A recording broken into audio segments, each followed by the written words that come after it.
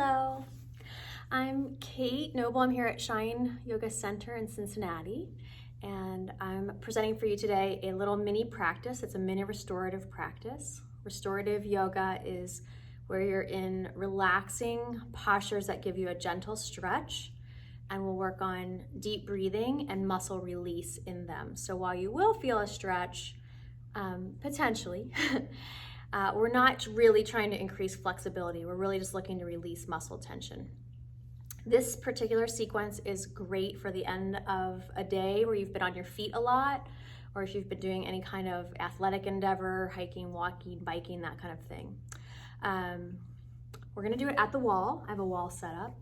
If you don't have a lot of wall space in your house, no big deal. Think about where you've got like a good couch seat or a sturdy chair, something like that will work just fine.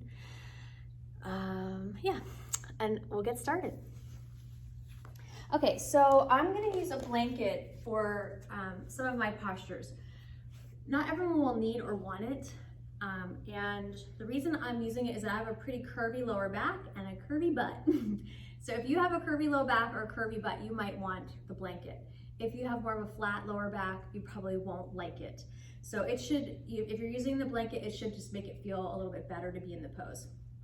I have a yoga blanket. It's like a Mexican woven blanket, sturdy. A beach towel would work just fine. I do want to acknowledge that I am on the more flexible side. So I'm going to be doing some of the poses a little bit differently, and I'll show you modifications if you live in a sturdier, tighter body. And as I say that, I want to make sure that people, consider that while some of the yoga poses, you can go deeper if you're on the more flexible side. It doesn't make you better at yoga. Nobody's good or bad at yoga. Yoga is something that we're using to help cultivate a sense of inner peacefulness and harmony and better capacity in life. So we want to really try to not be any ego trip about what the poses look like. You're just looking to find a pose that's going to give you the benefits that I'll call out for us. Okay, so the first one's called legs up the wall. And since I do have looser hamstrings, I'm going to use that blanket. I'm going to put it pretty close to the wall. If you have tighter hamstrings, you're going to just be farther away from the wall, or you can just put your feet up with either your legs straight or your knees bent on the edge of your couch. So I'll show you. If I was tighter, I would come, lay down, and look something like that. Because I am on the looser side, I have to work a little bit more. I gotta get in there closer. All right, and then this blanket goes right underneath your hips, and you want the edge where your low back kind of turns into your butt. So the curviest part of your lower back, that's where you put the blanket. And then we're just gonna rest here with our legs up the wall. There's other versions of this. Sometimes you'll see in classes the legs bound with a strap. Sometimes you could put some weight on your feet to help you feel even a little more grounded. We're just gonna go free form here, just legs up. You can put your arms in whatever position you're most comfortable. There is probably a little bit of effort to keep your legs up and straight, but we don't want to over effort. So the point is to try to get into a position where then you can relax as much as possible. I have my arms out to the sides with the palms up. That will give the chest and shoulders a little bit of a stretch. What might feel even more gentle is that you bend your elbows and place your hands on your lower rib cage. This posture is going to give us a little bit of a circulatory boost in that we're flipping the body upside down from the lower half. So the heart does not have to work quite so hard to return the blood to your heart. Having said that, if you have significant blood pressure issues or any eye pressure issues, this pose might not be ideal. It maybe would be better to do the knee bent version with your legs over the couch. And alternatively, you could do this pose called Constructive Rest. Feet are wide, knees knock, knee together. And then you get that little bit of a lift of the leg, and you can rest into the pose.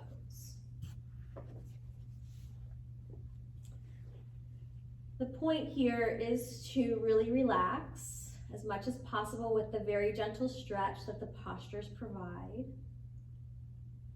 You want to think about moving breath through your body. In yoga, we use the word prana, which is symbolic of the breath and also the life force energy. So the breath and life force energy are the same thing in yoga. And you're using the function of breath to move energy through your body, new energy in, old energy out. The most relaxing breath is generally going to be one where your belly lifts up a little bit as you inhale and relaxes down when you exhale. So we have the breath moving the life force energy. You have your prana circulating. We talked a little bit about the bloodstream and the heart. And then our body also has a lymph system which carries the white blood cells and it fights bacteria and infection. So it's our defense system and also our cleansing system. And lymph moves when you move.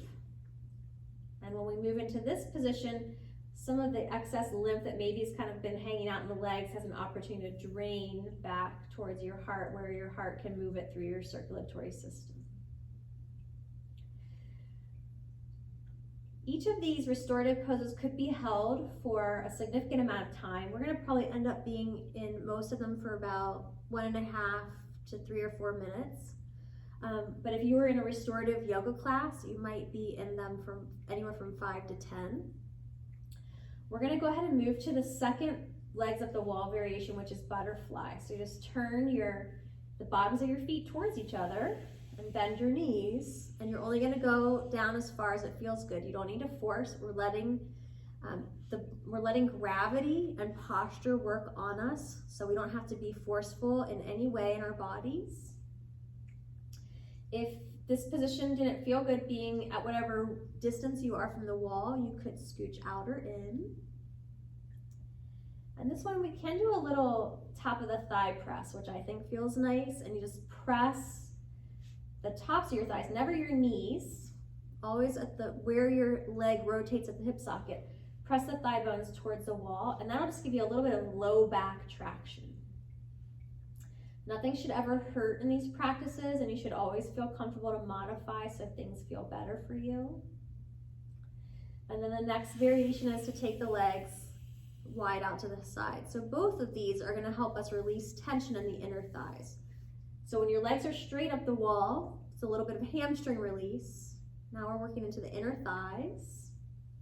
And again, just placing your hands where you're comfortable. Letting your eyes close.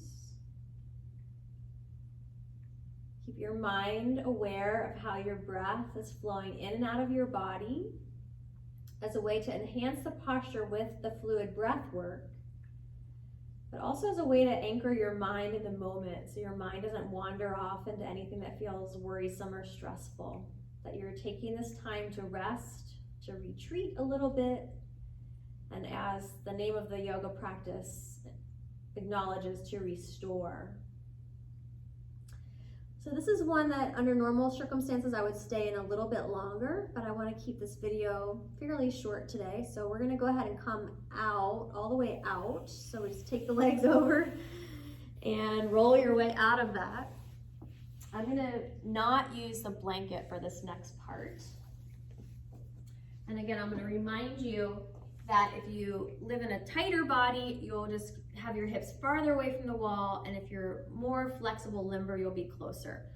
We work the hamstrings and the inner thighs. Now we're going to release our outer hips. So we'll come back in with the legs up.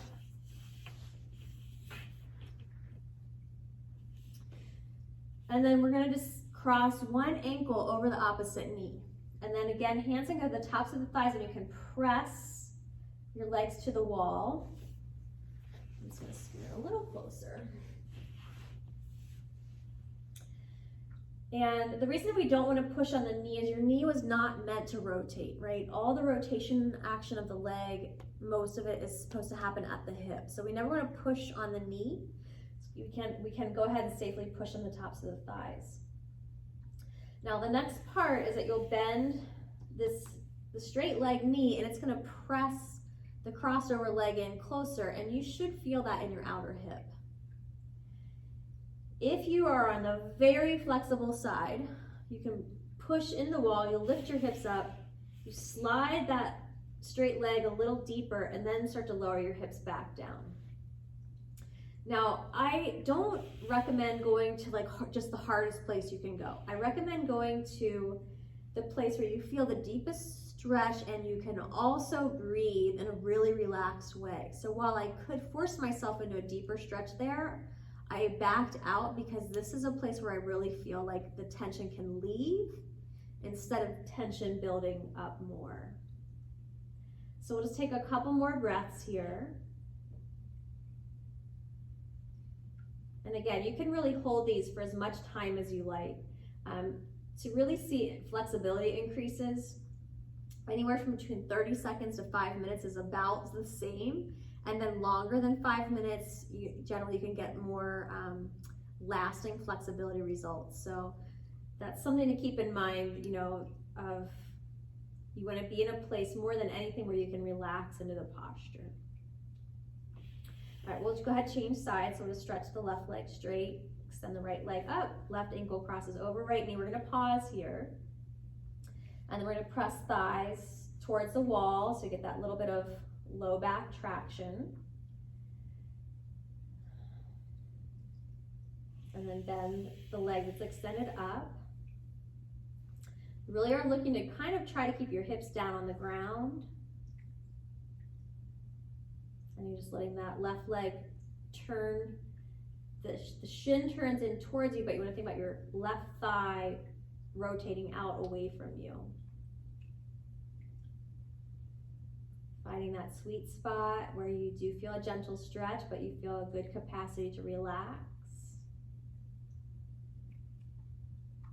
You might think about that belly breath.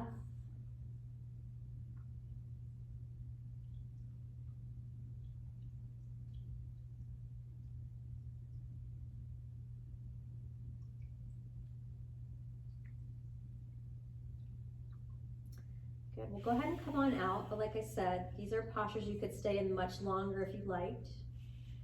Just extend both legs up and point your toes. And then flex your feet, pull your toes back. And then we're gonna go ahead and come out of this pose and we'll reposition on our bellies so we can stretch the front of the thigh. So come lay down on your stomach. Go this way. And we'll come into Sphinx Pose. So you want to go on comfort and make sure it really feels good for you. So you can be as low in Sphinx as you like, or you can come up as high as you like. You're working your elbows in. You want to make sure that you don't feel any strain in your lower back, and then stretch your heart forward gently. We're just going to bend the right knee and circle your ankle and wiggle your toes. For some people, this is going to be plenty, that the engagement of the hamstring is actually going to release your quad. If you want a little more stretch, you'll cross your left arm in front of you and reach back with your right hand for your right foot. Watch your right shoulder. Try to keep the shoulder rolling back. Good, full deep breaths, pressing your heel towards your outer hip. You're trying to keep your knee in line with your hip as long as that doesn't cause any pain. Good, release and just switch sides. Bend the knee. Circle your ankle, wiggle your toes.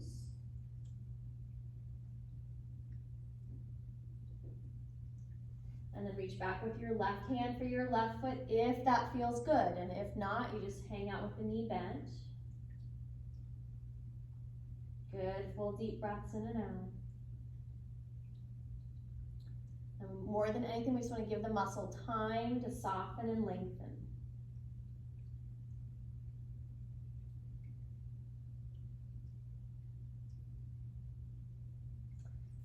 Release.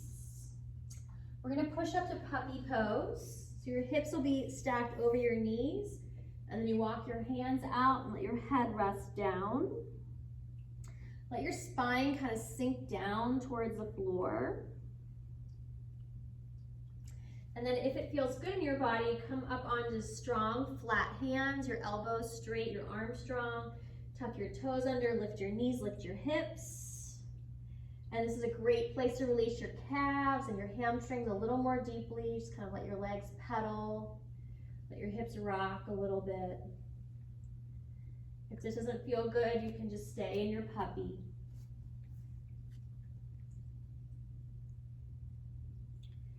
And then we'll come to child's pose. In child's pose, you're pointing your toes. Let your hips sit back on your heels. Place your hands on the mat in front of you, the floor in front of you, and start to lower your elbows. If it feels like the floor feels very far away from your head, you can make like one potato, two potato, or cross your arms and let your head rest down. I'm feeling kind of tight today in this area, so I'll just support my head this way. If you have low back disc issues, this may not be the best position, so if you feel any tweaking at all, or if you feel any discomfort tomorrow, you might know that this isn't a great position. So we're going to try to just be careful of not over rounding in that low back area. Good full deep breaths here.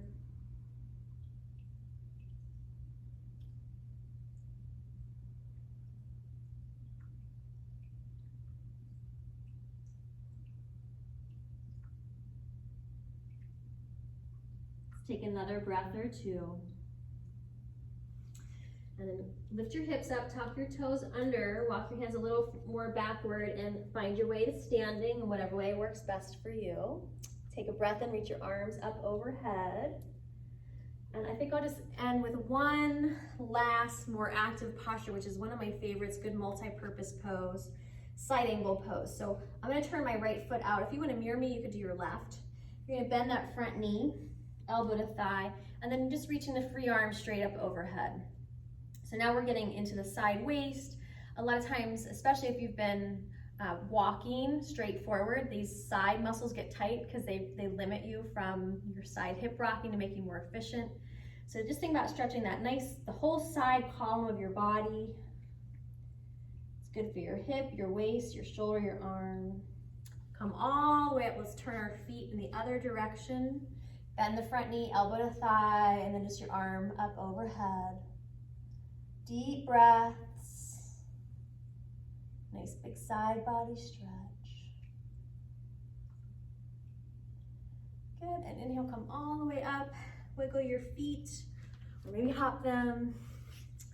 Hopefully I didn't cut my head off on the video there. Let's bring our hands together in front of our hearts. To finish, we'll just take a standing meditative moment. Close your eyes. Encourage yourself to feel a sense of softness inside your body. Allow yourself to be aware of any places that are gripping out of habit. Maybe a little soft bend of the knees. And just encourage all your muscles to release any excess tension so you can feel very gentle in your body now. Let's take another breath or two. New energy in, old energy out. With your exhale, release your hands down, breathe and reach your arms up, look up, open your eyes, big stretch up, and with your exhale, release your hands down. All right, that's it for today. It's good to be with you. Take good care, everybody.